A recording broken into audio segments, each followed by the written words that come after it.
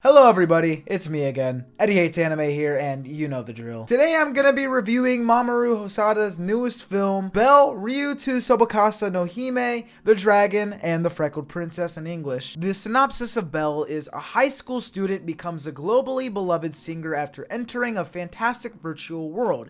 She soon embarks on an emotional and epic quest to uncover the identity of a mysterious beast who's on the run from ruthless vigilantes. I'm not gonna spoil the movie, so if you haven't seen it, do not worry. When the spoils come, I will tell you guys. To start this off, before the movie even started, props to G-Kids for licensing this film in North America and somehow making it so easy for me to watch it. I was extremely surprised that this movie was playing in theaters near me. Like literally the theater across the street from my house, it was playing there. Except at that theater, they only played it in dub, so I did have to take like a 20-minute little trip to the second closest theater to me to watch it in sub. But even when the Violet Evergarden movie came out, I had to take a freaking 3-hour long road trip just to get to that film. In the Dragon Ball Broly movie, as popular as Dragon Ball is, I still had to go an hour away. Frick man, the second My Hero movie didn't even play anywhere near me. Either that or I wasn't interested enough to research theaters for hours just to find one, because I like My Hero, but you know, not like driving out for hours to watch the movie like My Hero. I actually still haven't seen the second movie to this day. I literally bought the Blu-ray. Hold up. Give me a second. A few moments later. I don't know where I put the disc and all that, but I do have proof.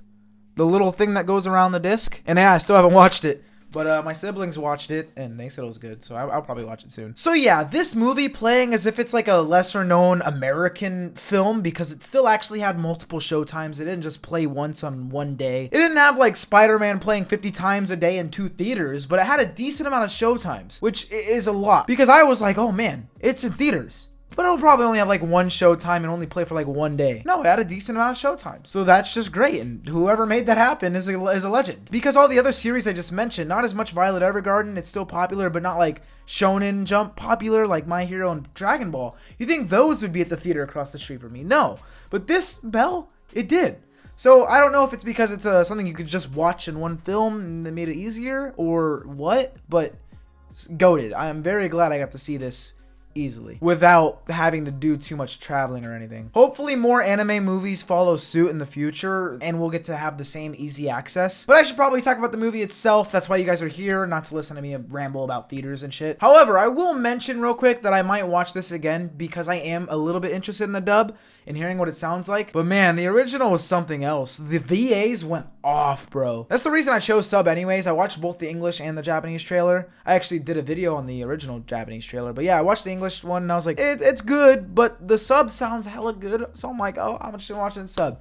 And yeah, the sub was really good. But speaking of subs, immediately when the movie started, I noticed that they used yellow subtitles, which came out of nowhere. Like the subbers took their meat and whipped me in the face with it. It has been so long since I've seen an anime with yellow subs in it. And even then, it's only ever a hella old anime. I don't think I've seen any modern anime use yellow subs. It was just unexpected. It won't ruin your experience, however, as after a few minutes, I even forgot the subs were yellow. It didn't change any of the experience at all for me, so it wasn't a big deal. I just thought I'd bring it up. Next aspect of the movie I'd like to bring up is this film's use of CGI. Now, normally CGI in anime is hit or miss, but since this is a movie with what I'm guessing was a good budget, I wasn't worried about the quality of the CGI. I already knew going in because of trailers and whatnot that there was going to be a CGI, but the huge amount of it still threw me off a bit when the movie started because the movie starts in this place called the U-verse. It's like the digital world in this film. But when it switched out of the U-verse to the actual world, I felt the insane contrast between the real world having pretty normal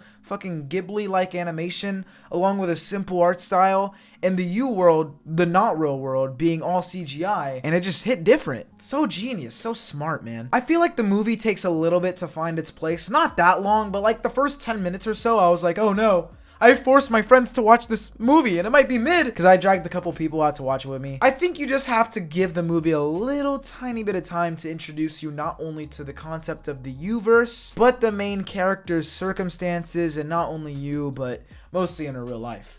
And once you get a sense of, so this is what the movie is about, this is where it's going, the movie is goated from there. Not to say it isn't goated from the start, I'm just saying for me, the start was just hella in my face, and I was like, whoa, goddamn. This is the movie, oh my gosh. But that's just more of a me thing, I think. My favorite part of this film, all in all, was the music.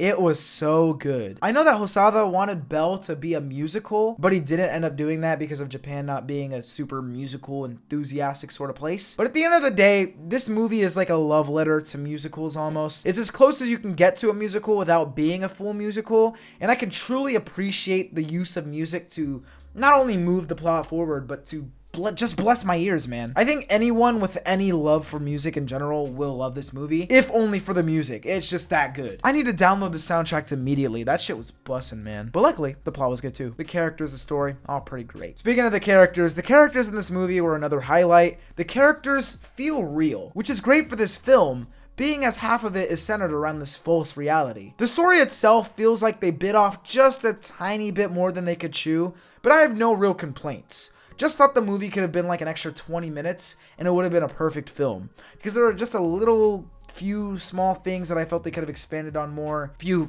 characters could have had more screen time. But overall, the use of the 120 minutes of this film is good. They show a lot of scenery in the scenes where it's just slow scenes of, like, for example, the main character walking and it'll show all this scenery. Or in the U-verse, it'll show all this kind of a virtual scenery and just the backgrounds of the sky and stuff. Like, it's so good. But once again, it's a movie. No surprise there. They also had a cool and creative way to show off certain things happening to the characters. I can't remember all of them, but for example, there was a moment where this girl was complaining in the U-verse about something, but she had like a kind of unpopular opinion, so it literally showed the comments drowning her out around her, disagreeing with her, and I was like, damn.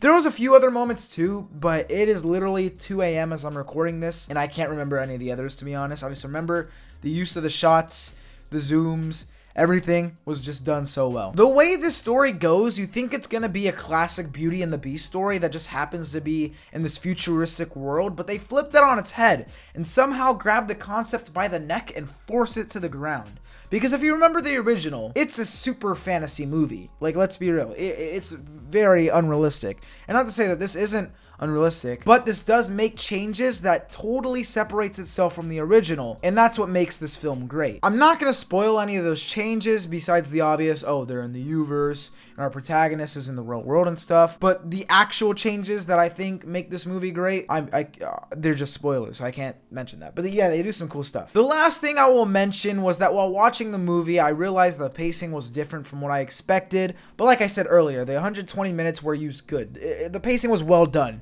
I don't know how to explain it, but it was dope. They stretch out certain scenes that normally wouldn't be stretched out to add tension or to like truly have you focus on them sometimes. Some other scenes that you think would be longer or faster, but it's good. It's in a good way. It's no complaints there. So yeah, is Belle, Ryutsu Sobakasu no Hime, the Dragon, and the Freckled Princess in English watchable or laughable? Do I even need to answer this? It is extremely watchable. Go watch it if you haven't yet. It's currently out in America and it's coming to the UK on February 4th. For everyone else besides them in Japan, well, sorry, I have no clue. I'm extremely sorry, but hopefully you get to see it soon. This is the first movie I've had the pleasure of seeing in theaters during 2022, and oh man, am I glad that it was. I just can't stop talking about this movie. Literally, I wrote down all the different things I wanted to mention, and there is so much.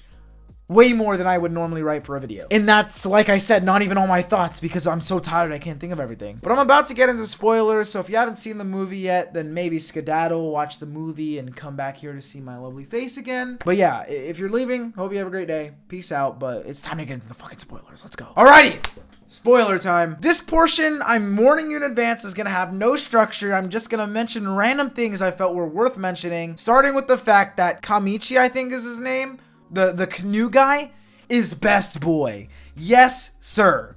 In that awkward part with him and Ruka where they were like, you know, the whole crush thing, and he's like, oh, do you have a crush on me? Because you're rooting for me? And that whole awkward scene was drawn out in a way that feels real. And it was so greatly awkward. I loved it. It was so great. It was so funny. I felt the awkwardness that they were feeling. It was beautiful. Also, speaking of Ruka, I'm glad her character didn't go down the toxic girl path that I actually thought was gonna happen. I thought for a split second she'd end up being the girl talking shit about Belle in the U-verse, the other singer, but thankfully she was great. A lot of the characters went in different ways than I thought they would, and kudos to the movie, that was dope. For example, I thought they'd shove in some romance at the end with the main girl, Suzu, and her childhood friend. I'm sorry, I forgot his name, but they didn't. And they also didn't shoe in any romance between her and the Beast. The Beast was also someone, I will talk more about this later, but someone that was a different character than I expected they would be. The dad character done so well with the little pieces you get. You gotta feel bad for him because he lost his wife. His daughter is kind of a douche to him.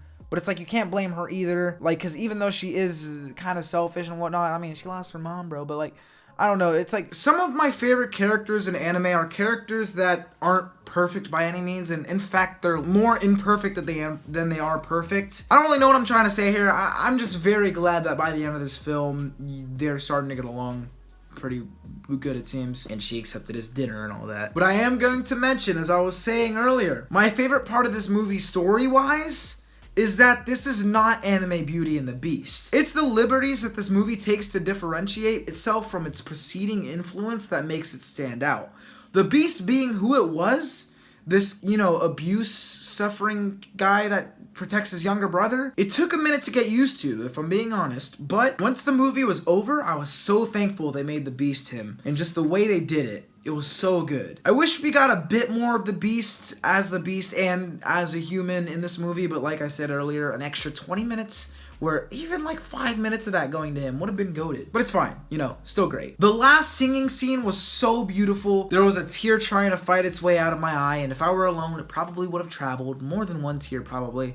It would have gone down my face and just, yeah. But since I was with the boys, I'm tough and shit. Yeah. Also, the themes of escapism in this movie were so good. I like it when movies, and especially anime movies, it seems, in my experience, tackle the cons or even dangers of the internet, or just, any escapist thing.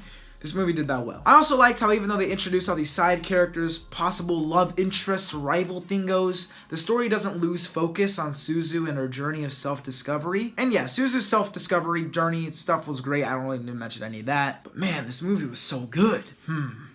What did I not like about it besides the little time thing? Yeah, I don't even know. I gotta think about that hard real quick. The only part of this movie where I was like, maybe I wouldn't have done it that way, was where Suzu stood up to the dad and he like cowered in fear and gave up pretty quickly. I assume that he was prepared to hit her and then realized it was a young girl and he's like, you shouldn't beat girls. So good for him because, obviously you shouldn't hit girls. But you also shouldn't hit your sons or anyone else for that matter. Just don't beat anyone unless they're a bad person, like an extremely bad person, like bad. Then maybe just a little beating won't hurt. It's a joke, YouTube. Okay, sorry. But yeah, it's not like a big deal. That's just the only scene where I was thinking, if this dude beats his sons and has been for a bit, why would a little girl staring him down make him stop? But the moment was still cool. I can't think of anything else to mention, but I want to think of at least one more good thing to praise the frick out of this film before I end this video, because it was freaking amazing. I do just love the music, man. God damn, that music bumped like crazy. That final song singing scene where she unveiled her true self went so hard, bruh. I was like, holy goddamn smokes, man. It was phenomenal. I just want to watch it again already. I think I mentioned this earlier already, but I'll probably watch the dub probably the very last day that it's in theaters. I do want to give this a few days, if possible, to process. But yeah, that's really all I got, broskies. Hope you enjoyed this very tired review. I'm gonna go edit this and then, well, finish editing my song. And then finally go to sleep, so maybe I'll get a few hours of sleep tonight. Hope you enjoyed, subscribe and all that stuff if you're new, maybe. That'd be pretty cool. Have a great day, guys, and oh, fuck me. Fuck me. And peace. I just realized that I wasn't recording my audio. Oof. There's a good, 5 minutes or so of bad audio. I'm so sorry about that.